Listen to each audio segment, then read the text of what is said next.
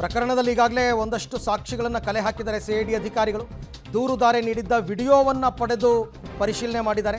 ಜೊತೆಗೆ ಬಾಲಕಿ ಮತ್ತು BSY ಧ್ವನಿ ಸಂಗ್ರಹ ಮಾಡಿ FSLಗೆ ರವಾನೆ ಮಾಡಿದ್ದಾರೆ. ಅವರದ್ದೇ ಧ್ವನಿನ ಅಲ್ವಾ ಅಂತ ತಿಳ್ಕೊಳ್ಳೋದಕ್ಕೆ. ಇದೀಗ ಕೋರ್ಟ್ನಿಂದ ಅರೆಸ್ಟ್ ವಾರೆಂಟ್ ಪಡೆದು ಬಂಧನ ಮಾಡೋದಕ್ಕೆ ಸಿದ್ಧತೆಗಳು ನಡೀತಾ ಇದೆ.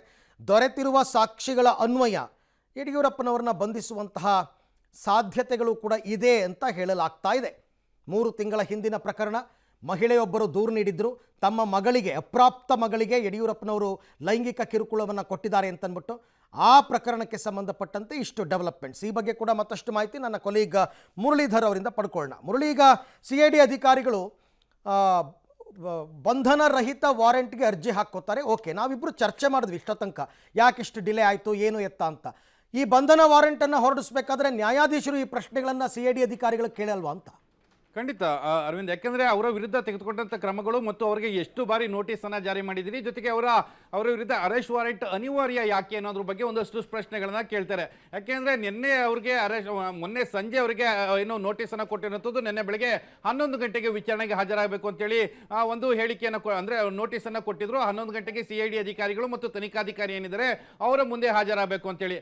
ಆದ್ರೆ ಯಡಿಯೂರಪ್ಪನವರು ಯಾವುದೇ ರೀತಿಯ ಉತ್ತರವನ್ನು ಕೊಟ್ಟಿಲ್ಲ. ವಿಚಾರಣೆಯನ್ನ ನಾವು ಮುಂದೊಂದು ದಿನ ಹಾಜರಾಗ್ತೀವಿ ಅಂತೇಳಿ ವಕೀಲರ ಮೂಲಕ ಉತ್ತರವನ್ನು ಕೊಡೋ ಒಂದಷ್ಟು ಪ್ರಯತ್ನಗಳನ್ನ ಮಾಡಿರುವಂಥದ್ದು. ಜೊತೆಗೆ ಯಡಿಯೂರಪ್ಪನವರು ಸಂಪರ್ಕಕ್ಕೆ ಸಿಗ್ತಾ ಇಲ್ಲ. ಯಾಕೆಂದ್ರೆ ಅವರು ಬೆಂಗಳೂರಿನಲ್ಲಿ ಇಲ್ಲ, ಬೇರೊಂದು ಪ್ರದೇಶದಲ್ಲಿ ಇದ್ದಾರೆ ಅನ್ನೋದ್ರ ಬಗ್ಗೆ ಒಂದಷ್ಟು ಮಾಹಿತಿಗಳನ್ನ ಕೋರ್ಟ್ಗೆ ತಲುಪಿಸುವಂತ ಪ್ರಯತ್ನಗಳಾಗ್ತವೆ.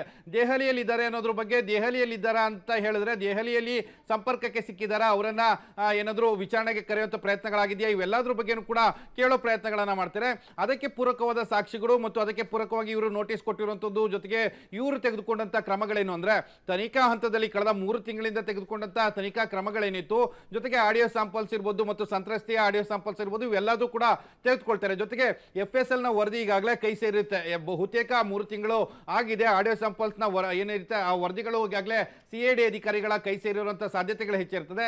ಈ ಎಲ್ಲಾನು ಕೂಡ ಕೋರ್ಟ್ನ ಗಮನಕ್ಕೆ ತಂದು ಅವರ ವಿರುದ್ಧ ಅರೆಸ್ಟ್ ವಾರೆಂಟ್ ಅನ್ನ ಪಡ್ಕೊಳ್ಳೋದಕ್ಕೆ ಈ ಪ್ರಯತ್ನಗಳನ್ನ ಮಾಡ್ತಾ ಇರುವಂತದ್ದು. Aravind, okay, thank you Murali ತಮ್ಮ ಎಲ್ಲ ಮಾಹಿತಿಗಾಗಿ. ಸೊ ಒಟ್ಟಾರೆ ಈಗ BS ಯಡಿಯೂರಪ್ಪನವರಿಗೆ ಸಂಕಷ್ಟ. ಪೋಕ್ಸೋ ಕೇಸ್ನಲ್ಲಿ 3 ತಿಂಗಳ ಹಿಂದೆ ದಾಖಲಾಗಿರ್ತಕ್ಕಂಥ ಕೇಸು, ಆ ಕೇಸ್ಗೆ ಈಗ ಮರುಜೀವವನ್ನು ಕೊಟ್ಟಿದ್ದಾರೆ.